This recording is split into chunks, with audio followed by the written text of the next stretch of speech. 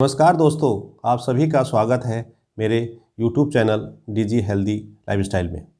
जैसा कि आप सभी जानते हैं कि अच्छा स्वास्थ्य सर्वोत्तम धन माना गया है, अर्थात हमारी सबसे बड़ी पूंजी हमारा उत्तम स्वास्थ्य होता है। इसको मैं एक कहानी के माध्यम से आपको समझाने का प्रयास करता हूँ। एक गांव में एक धनी व्यक्ति रहा करता था। गाँव वाले उनको सेठ जी के नाम से पुकारते थे। सेठ जी के पास अपार धन दौलत थी। सारा काम उनका नौकर चाकर के द्वारा किया जाता था। सेठ जी केवल अपना आराम की मुद्रा में पूरे दिन व्यतीत करते थे।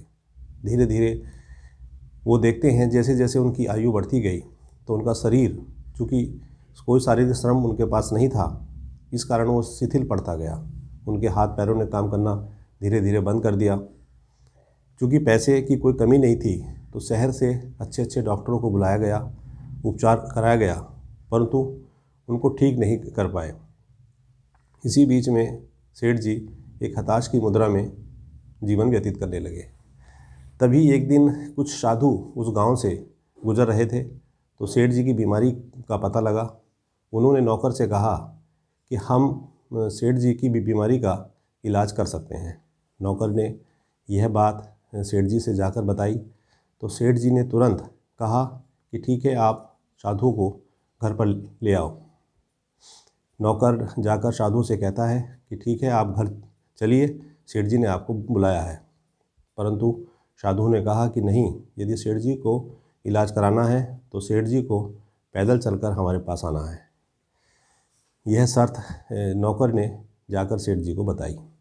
क्योंकि सेठ जी का शरीर बहुत शिथिल हो गया था, चलने फिरने में वो असमर्थ थे, फिर भी उनको अपनी बीमारी का इलाज कराना था, तो वो धीरे धीरे पैदल चलकर साधु के पास आते हैं। देखते हैं कि साधु वहाँ से चले गए थे।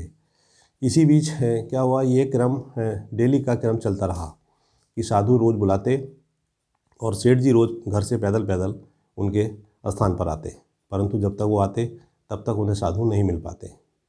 यह क्रम लगभग 3 महीने तक चलता रहा।